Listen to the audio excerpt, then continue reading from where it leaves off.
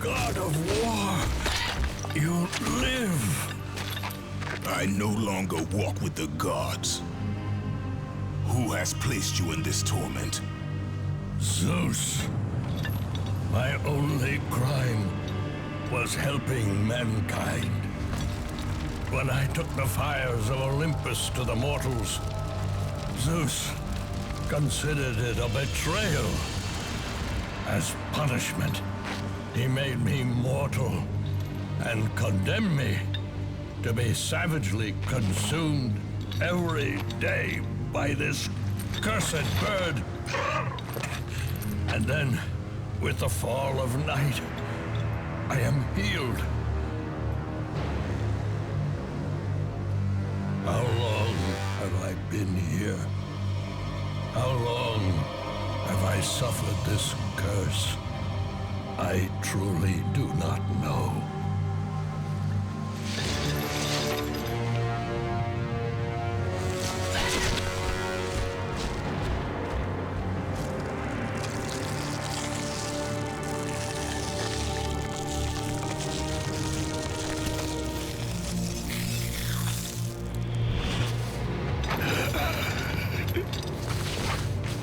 Please, Ghost of Sparta, release me from my torment!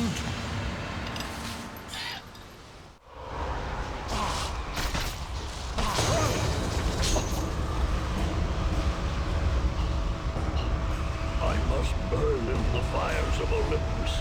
It is the only way. Okay, that did not go as planned.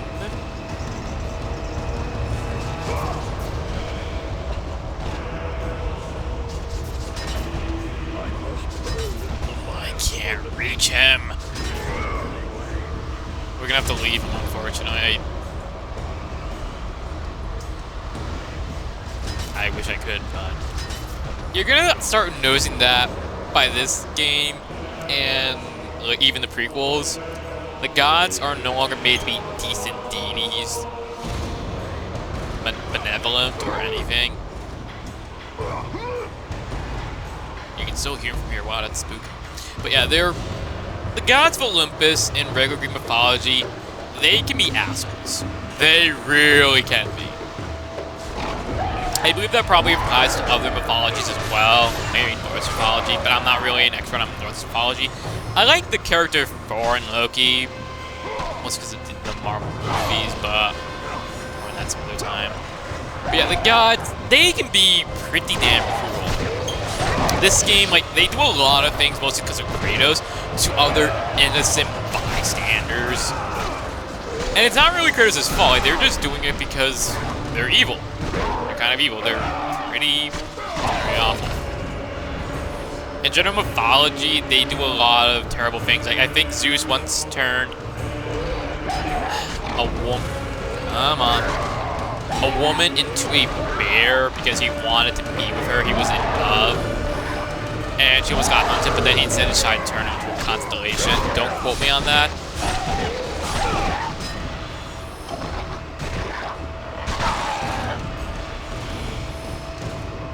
It kind of does make a bit of sense by God of War 3's ending. Like, it explains why the gods suddenly turned on Kratos.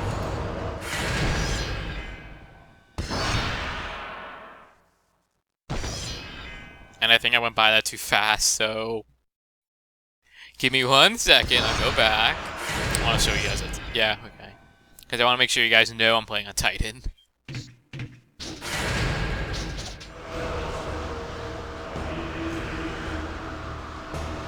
I mean, Athena's, I guess, maybe not really against us, because she hasn't done anything. It's just Zeus and Hades, really. The other gods do turn on Kratos by God of War 3, but Athena, in this game, she was not the eagle. That was Zeus. She did not take away Kratos' power. I kind of get why Kratos actually did assume it was her, but a lot of people seem to think it was her. I don't get why. The game already confirms it was not Athena.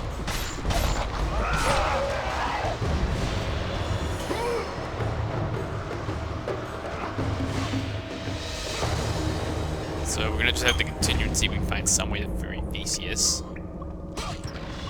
Prometheus. Beast is someone else.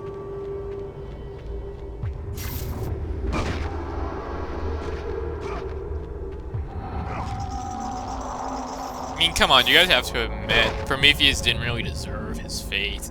Because that's just cruel and unusual punishment. Like, I really do feel bad for him. That's awful. I would never wish that upon...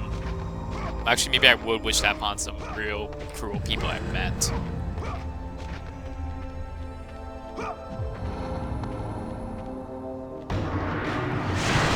And Gorgons again, and just like the Minotaurs, we can't infinitely juggle them. You can't toss them in the air and then do that. And they're generally kind of the same, but there are some new ways to take them out that will get introduced later on as the game goes on, as we get more abilities.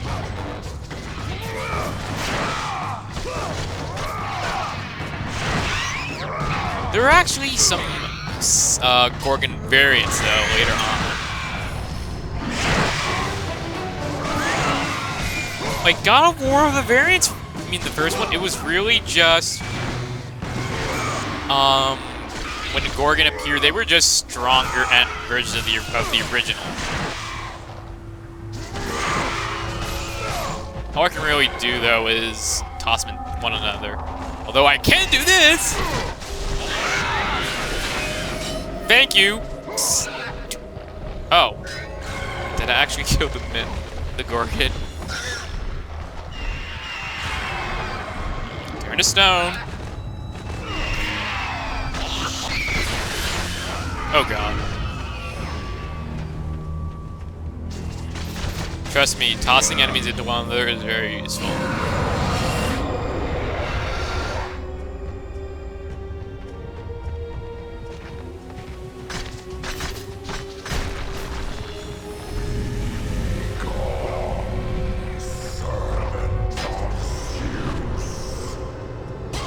Ooh.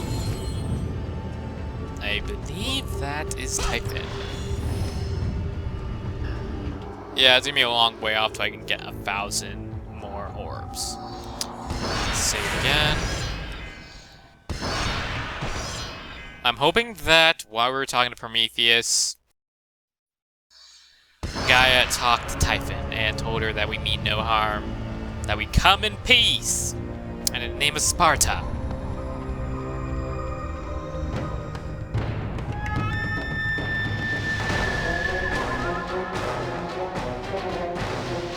You didn't talk to him, did you, Gaia?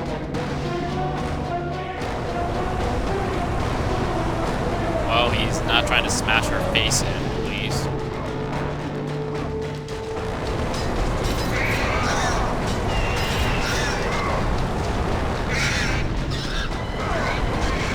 Well, at least he can blow off the harpies.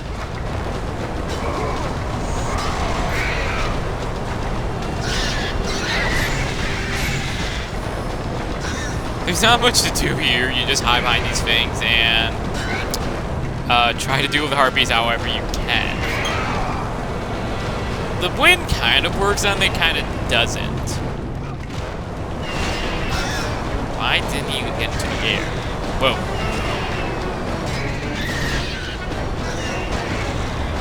Come on. Oh my god. At least you can just toss them to the side like I did those Minotaurs. I have to admit, Typhon's voice is kind of laughable in my opinion. It seems generic. Like, anyone could probably do it. I could probably do it. It's almost like a reject for Christian Bale's Batman voice. I'm not gonna lie.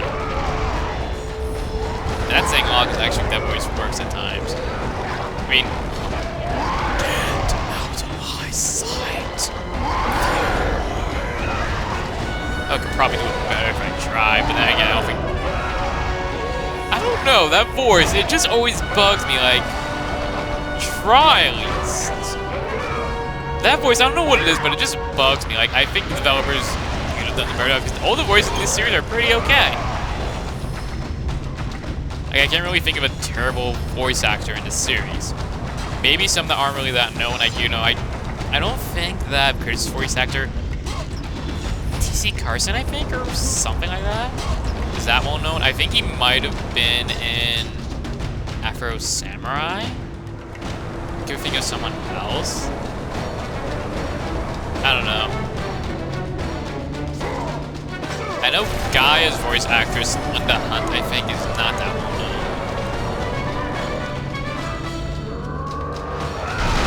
God of War 3, though, really ups the voice acting ante. Like, for the finale, which is pretty cool. Like, I definitely know that one of the voice actors in God of War 3 you guys are gonna know of. I can say that much. Give me the thing in your eye. I want it. It's shiny.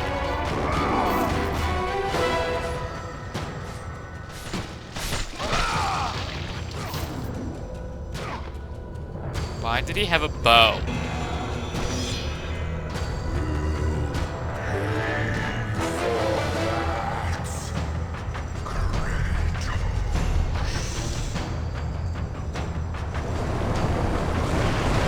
Let's just blind him with bow eyes, because why the hell not? Let's see, get rid of all these guys. Typhon's Bane is your basic projectile akin to Zeus's Fury. But I actually do think that in its own right, it's fairly useful. I've seen some good techniques with it. And come on, why aren't you grabbing properly? Which, I don't really use some techniques. It's meant to be used in tandem with another magic, actually, that we get later on in the game.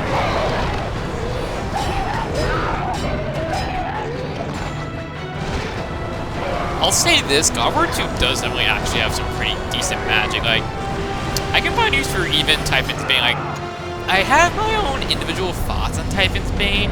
Like, I don't think it's that useful personally. But it is better than Zeus's Fury. I know for a fact that many people don't even bother with it. I didn't even see that arrow. I mean, if I was to say my thoughts on Typhon's Bane, I think it's a very maybe newcomer friendly. I'm not saying noob friendly because I can definitely see why a veteran may want to use it. I just don't really think on its own as a projectile it's that worthwhile. I personally prefer the other magics we get in the game where it does have a decent use though.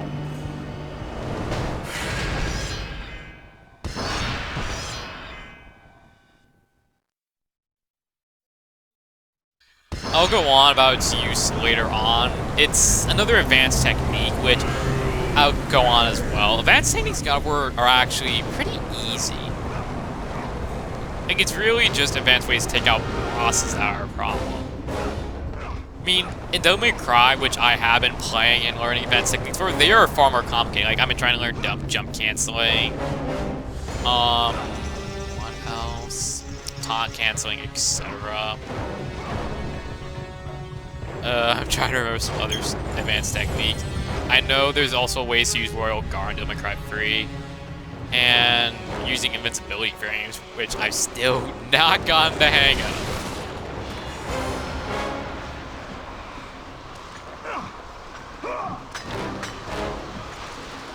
Before you go, get that out. Get more useless experience. Anyway, yeah, Devil May Cry is something I actually want to talk about and update on how I might LP it.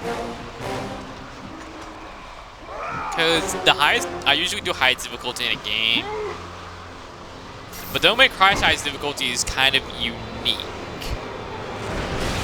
And very different from, say, the very hard of this game. And of course that would miss. At least we can actually frequently this, but more on Devil May Cry later.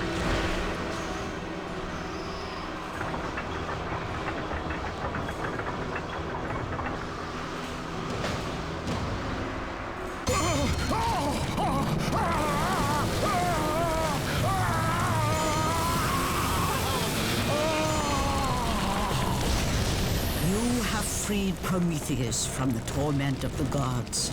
His flesh has tainted the fires of Olympus and embodied it with the power of the Titans. These ashes will give you great strength, Kratos. Take them within you and use this strength to defeat your enemies.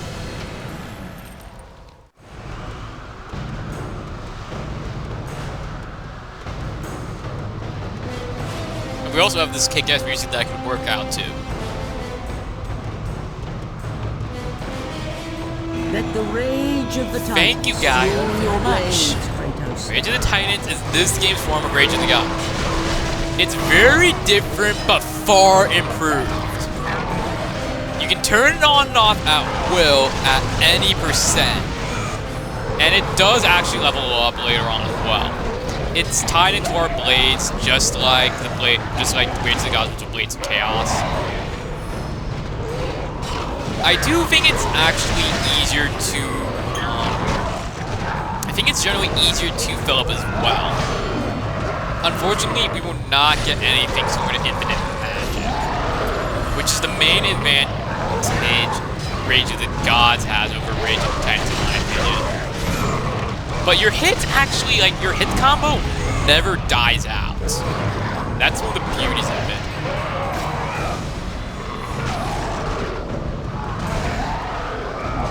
Now, Rage of the Titans cannot be activated at any time. You have to have a little bit before you can activate it. It'll usually flash, or Guy will tell you, like, if I was to activate it now, it probably would not be able to. Like, I'm pressing L3 and R3 on my joysticks, and nothing's happening. I don't even know what my dog's barking at, but he is really going off. Anyway, Rage of the Titans upgrades, they're fairly one-dimensional. Like, they're tied solely to combat, nothing else. But Rage of the Titans really is useful. The power increase should never be underestimated.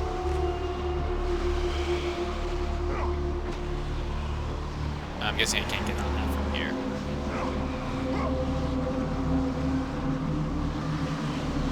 Whoa, whoa.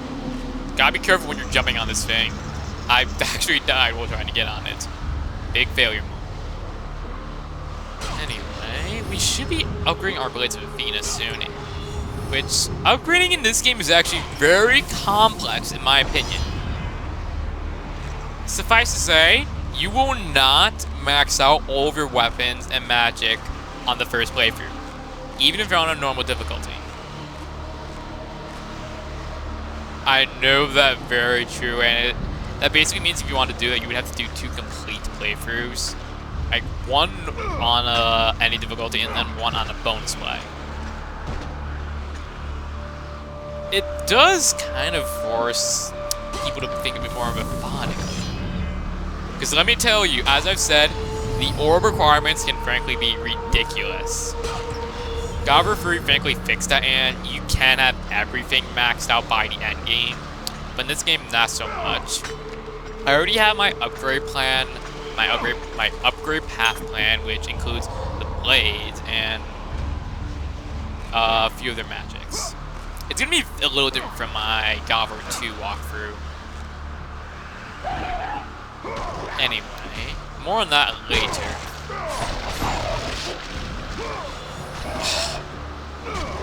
Come on, I want to talk about the rage.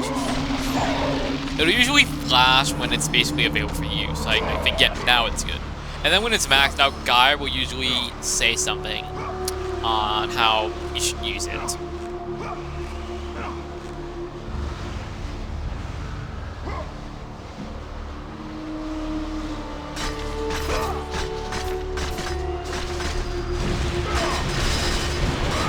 Alright, and I think we are good. Let's go. Not bad. Oh, and if you saw, yeah, 5,000. That's quite something. We're not gonna reach up to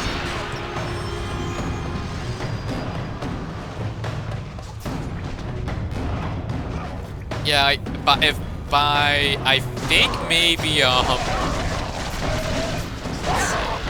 If I had to say how ridiculous the requirements could be compared to the first game, like, I think you maybe need to have 3,000 or something like that just to level up to level 3. In this game, you need, technically, I think around 8,000. Yeah, around 8,000, counting the orbs for level 2 and then for level 3. That's kind of ridiculous, honestly.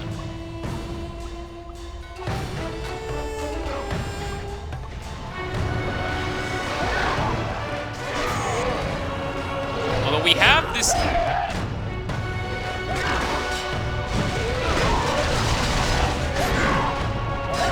Piss me off. I don't know why I'm having such a hard time with these grunts. But most circle kills, they usually will flip your rage easily.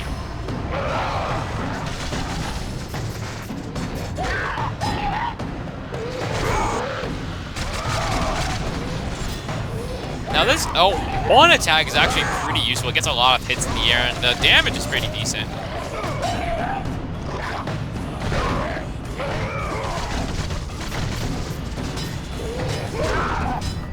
I've lost far too much health. Wow. Is that chest... Wait, did that chest actually fill up again? Well, it's just a magic chest. Of course not. Why would it? And I think I'll actually skip on that. Actually, no, I'll save that checkpoint. I just want to get some health, though.